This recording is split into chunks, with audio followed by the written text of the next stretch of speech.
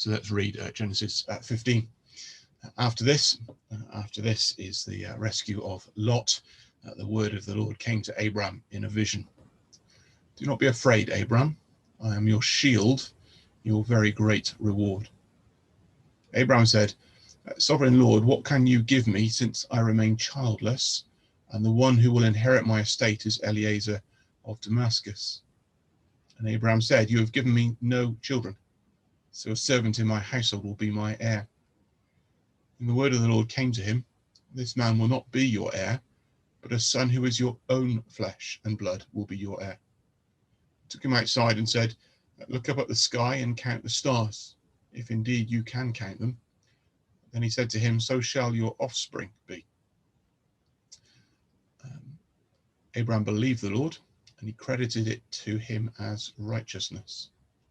He also said to him, I am the Lord who brought you out of Ur of the Chaldeans to give you this land to take possession of it. But Abraham said, Sovereign Lord, how can I know that I shall gain possession of it? So the Lord said to him, bring me a heifer, a goat and a ram, each 3 years old, along with a dove and a young pigeon. Abraham brought all these to him, cut them in two, and arranged the halves opposite each other. The birds, however, he did not cut in half. Then birds of prey came down on the carcasses, but Abraham drove them away. As the sun was setting, Abraham fell into a deep sleep, and a thick and dreadful darkness came over him.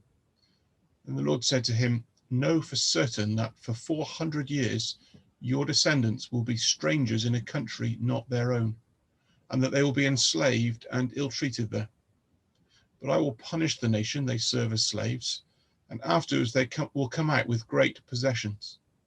You, however, will go to your ancestors in peace and be buried at a good old age. In the 4th generation your descendants will come back here, for the sin of the Amorites has not yet reached its full measure. When the sun had set and darkness had fallen, a smoking brazier with a blazing torch appeared and passed between the pieces. On that day the Lord made a covenant with Abraham and said, to your descendants I give this land, from the Wadi of Egypt to the great river the Euphrates, the land of the Kenites, Kenizzites, Cadmonites, Hittites, Perizzites, Rephaites, Amorites, Canaanites, Girgashites, and Jebusites. A list of names you need to get used to reading through the Pentateuch, because they crop up again and again. Well, what do we make of this passage? We need to bear in mind Abraham's context. Remember that he has left his home in obedience to the command of the Lord, trusting the promises of God for a land and family and blessing. He's just carried out an incredible rescue of Lot against overwhelming odds, a number of local kings, and has brought Lot back, and has actually in that refused to take any of the booty from that other than his nephew, and is not looking for wealth from the nations. He's looking only to God. He doesn't want anyone else to be able to say they made him rich. He doesn't want to be anyone else's pay, if you like, only obedient to the Lord. And so in that context, it's a real reassurance to him that God says, don't be afraid, Abraham. I am your shield, your very great reward. I'll protect you, and I will provide for you. I will reward you.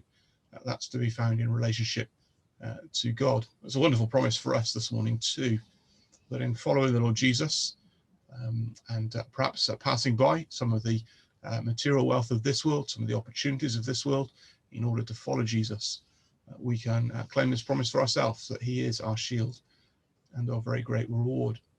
But despite having that wonderful promise, and it's a great promise when you stop to think about all that it means, Abraham's got a problem. He can't see how that promise can be true, how that promise can be a help when he's still not got any children, because that's such a key part of what God has said previously. God has promised a great big family, and Abraham can't see how God is going to do that. His age is creeping up, and as far as he's concerned at this stage, it's going to be passed to one of his household, one of his servants, because he has no children of his own, and so a servant will be his heir. Lord, it's very wonderful having that promise, you'll be my shield and my reward, but you haven't delivered on the other one. I've got no children. Sounds a bit brazen, doesn't it? But God is very gracious and comes to him and actually brings new revelation to Abraham. He promises again a son, but makes it clear this time that it's going to be a son of his own flesh and blood who will be the heir. Abraham's not been told this specific detail before.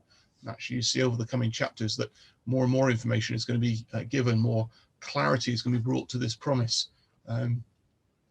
as time goes by.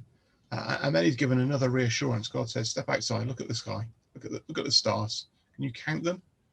That's how big your family is going to be. And remarkably at this point then, in verse 6, we read, Abraham believed him. Having gone with that wrestle, Lord, you're making this wonderful promise, but I can't see how it's going to happen. I've got no children.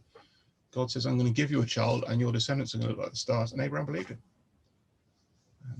And it's that wonderful comment now that it's credited to him as righteousness. It's not that Abraham has done great things. It's not that he's good enough for God. He trusts God's promise. This is the way of salvation. It's not in what we do, but it's in trusting what God has done for us. God then reassures him that he is the God who's brought him out of the Chaldeans, and it's going to give him this land. And again, Abraham's saying, well, I don't own any of it yet. How can I know I shall gain possession of it? It's just been fighting a war against 5 kings. And at this point then, the Lord makes this very strange ceremony, this covenant ceremony where animals are cut in half and then the Lord walks between them. It's a covenant it's a ceremony. It basically says, if I fail to keep my word, may this happen to me. That's the indication of the seriousness of this. And God in his grace enters into a covenant with Abraham, a very solemn promise that Abraham will inherit the land. In fact, he gives him future revelation that for 400 years his descendants are going to be in a strange country, but he'll rescue them from there, and that they will come out with great possessions and they'll inherit the land. But Abraham's going to go to his grave in peace. What an amazing moment here for Abraham then. Abraham, as he engages with God, as he wrestles with the promises that God has made, when he can't see how they're going to be fulfilled, when he asks questions about what that looks like, and God makes this covenant with him. How do we wrestle with this? What do we do with this? Well, I think it's important for us to remember, isn't it, that God's commitment to us is through his word. He has made promises to us about salvation. We appropriate those, we gain those promises by trusting, just like Abraham, and it's credited to us as righteousness. And the covenant he's made with us is not some strange covenant with animals being cut in two.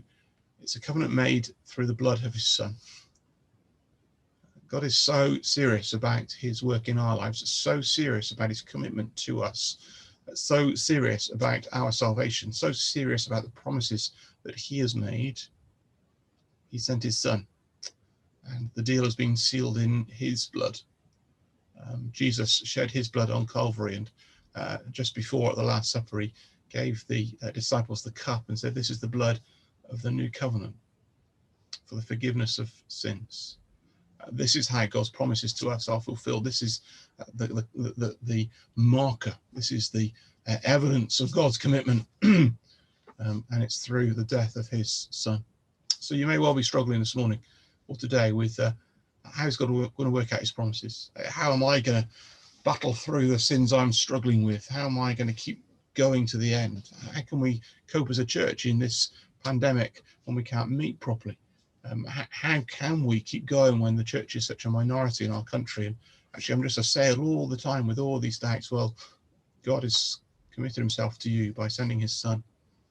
Your future security is sealed in his blood. And we just need to trust. We can ask questions, we can wrestle with it, we can seek further information as we raise those questions, and God graciously opens his word more clearly to us. But we need to recognize just how serious God is in this business of committing himself to us, and we can rejoice in that ultimate security today.